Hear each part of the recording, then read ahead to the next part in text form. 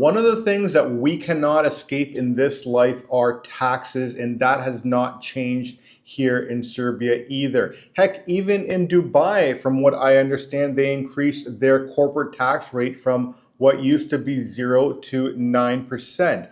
But I'm not here or there, but we're going to be talking about Serbia. And when it comes to taxes on your personal side or on your business side, there are going to be questions that arise. What do I owe? How do I pay it? And how does it affect me? Now, first off, I want to make sure that I acknowledge that this is not tax or financial advice by any means. This is going to be targeting a broad range of taxes for individuals and business entities. And when it comes to your own personal situation, that is something that we need to talk to you about with our international tax advisors here at Relocation Serbia. And we have a fantastic one that is out of Belgrade that has worked with clients from all over the world, from Ireland, from America, from Holland, from Germany, and you name it. Honestly, he's worked with so many people, and not only that, is he actually speaks 5 languages as well. But when it comes to taxes, I've covered this topic in a couple other videos, but only related to the business side. So just to reiterate that when it comes to your corporate taxes, you're looking at a 15% tax on that when it comes to your net profits. When it comes to your personal income tax, that is going to be 10% plus social contributions if you're self-employed. Now, if you have a business, such as an entrepreneur business that we've set up for many of our clients here, you are going to be under a flat rate tax, and that's what your tax will cover, is your personal income tax as well as the social contributions. Now, your business, if you are in the VAT system, that is going to be a 20% charge in taxes on your goods and services. But that also can be reduced down to 10% when it comes to essentials. Now, not all businesses need to be part of the VAT system here in Serbia. You can willingly subscribe into the VAT system if you wish to do so for whatever reason it might be. But at the same time, it is a requirement that if your revenue exceeds 8 million RSD here in Serbia, that you are placed into the VAT system. Now, you also have to look at double taxation treaties. And Serbia has double taxation treaties with 60 countries, and Germany, Australia, Canada are some of the countries to name the few. Actually, most of the EU countries have tax treaties with Serbia. The only one that really doesn't, and most of our clients find this the most troublesome, are those that are coming from the United States. Now, to prevent double taxation and to allow for tax credits from your home country, there are some paperwork that you need to fill out and to report not only to Serbia, but also to your home country in order for you to be exempt from those taxes. And this does not mean that it can only be from personal income. This could also be from retirement. This could be from savings, whatever it might be. And like I said at the beginning of this video, each of your situations are going to be different. Now, the tax incentives for foreigners is that you may have a 10-year tax holiday if you are opening up a business or have large investments, which is usually €1 million plus, or if your business creates 100 plus jobs, you may be exempt from taxes from your business. And that could be upwards of 10 years where you don't have any taxes whatsoever. Now, there also may be some salary tax reliefs depending on what kind of business you're opening up. There could be R&D deductions that you are able to obtain through the government, and there also could be free zone benefits that you are eligible for.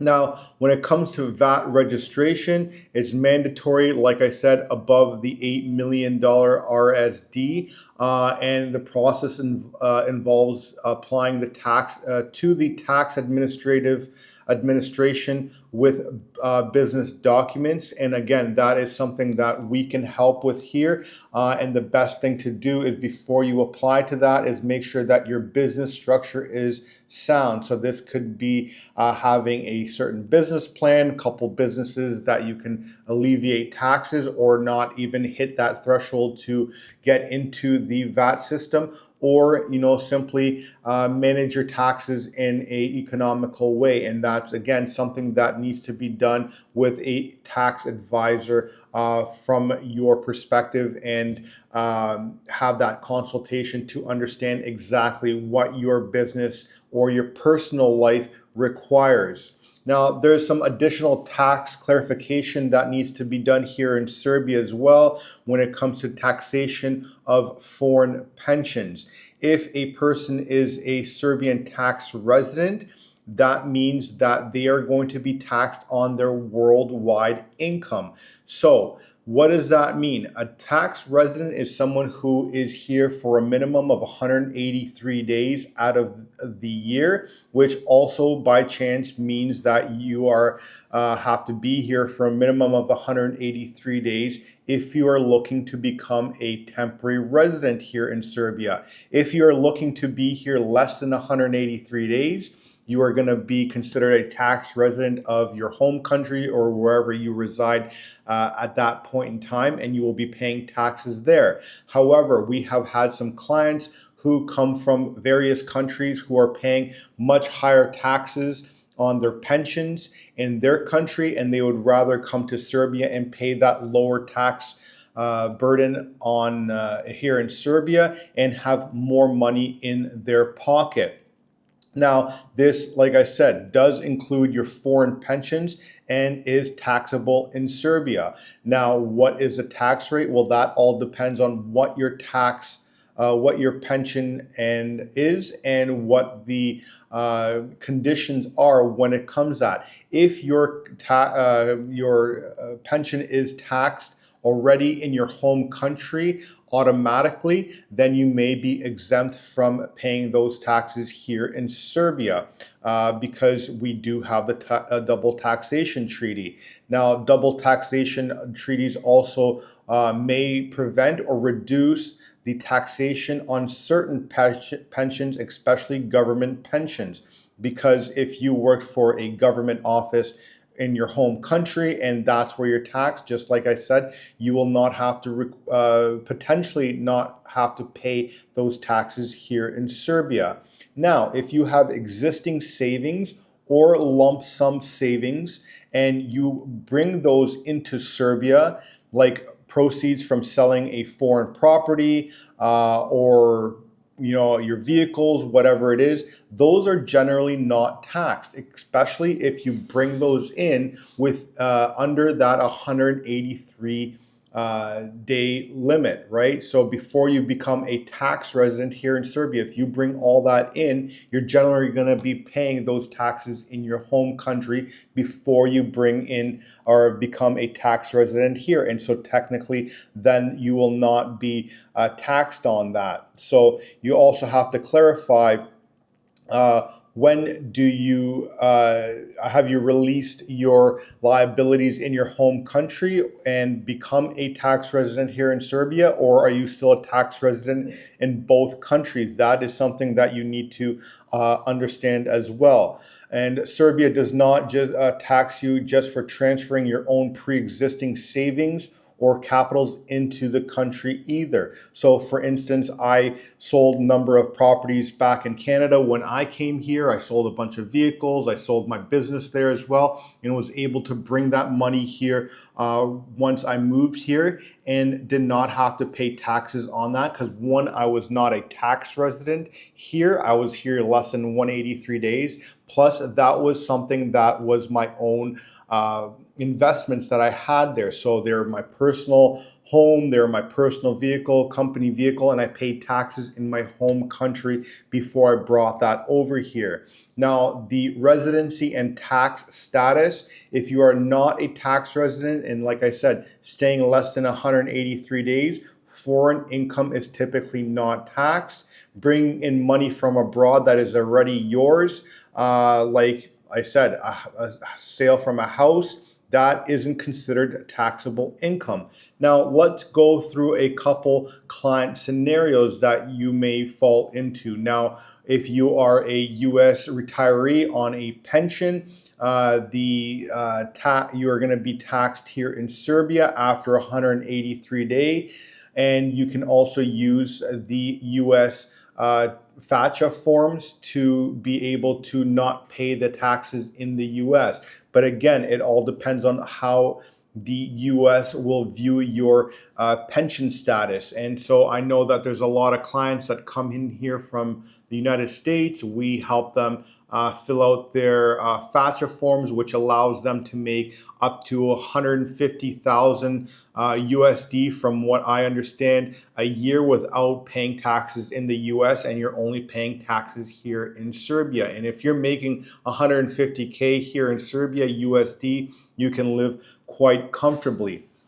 And so another client that we had was from Germany. They owned a entrepreneur business there, and they would have to pay their 15% corporate tax here because they set up their business here, and they had some benefits from starting their business here because it was in the IT sector, and so they got some R&D tax credits and some startup incentives. And then when it came to their personal income, they were able to use the German and Serbian tax treaty. And so on their personal income, they would only have to pay here in Serbia and not in Germany.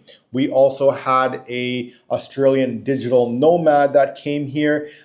He became a tax resident after 183 days. He pays the Serbian tax on worldwide income, but what he does is he had his home corporate business in Australia and open up a branch here. And so what technically happened was his corporate branch would have to pay taxes here, and then he could transfer the money to Australia. But then there's also a couple other things that we're able to help him with to reduce that tax burden on his business here in Serbia, or his branch here in Serbia, and so that we were able to minimize that. And one of the things that people are under the impression here in Serbia is that if I have a business here, there's no audits, there's no way for people to find out if I'm paying my taxes or not. Trust me, if you own a business here in Serbia, there are potentials for audits here. So you want to make sure that you have your bookkeeping in order, you keep all your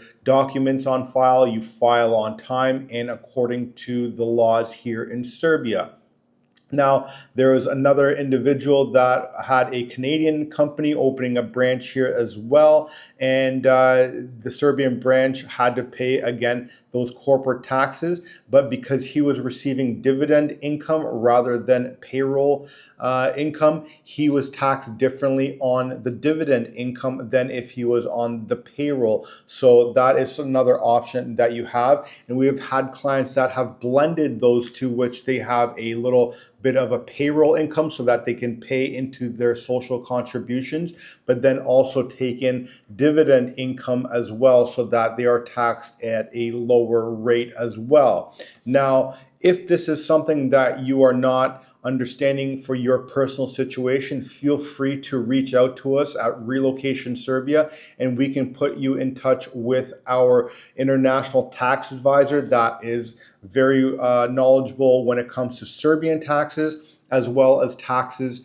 in your home country, because we've seen clients that have had multiple scenarios where they are, for instance, from Ireland and looking to move to Serbia, and what they do is US stock changes. We've had people that are looking to bring in precious metals here in Serbia and wondering about how do they deal with capital gains. Cryptocurrency is another situation and a big trend that we're seeing of people looking to come in here, cash out their cryptocurrency, and potentially purchase property here or start a business with that capital. And that all has to be looked at from a tax perspective, from what you owe in your home country and what you would owe here in Serbia.